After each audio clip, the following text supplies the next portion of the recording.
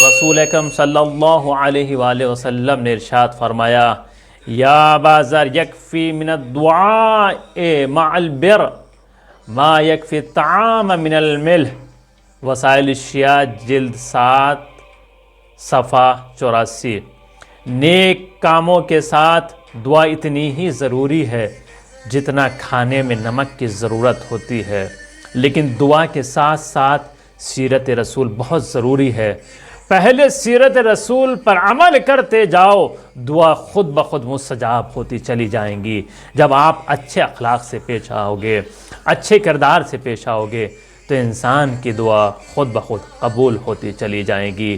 علامہ اقبال نے کیا خوب انداز میں کہا ہے کہ جس میں پورے مفاہیم کو سما دیا کہ محمد سے وفا تو نے تو ہم تیرے ہیں، یہ جہاں چیز ہے کیا، لوح و قلم تیرے ہیں۔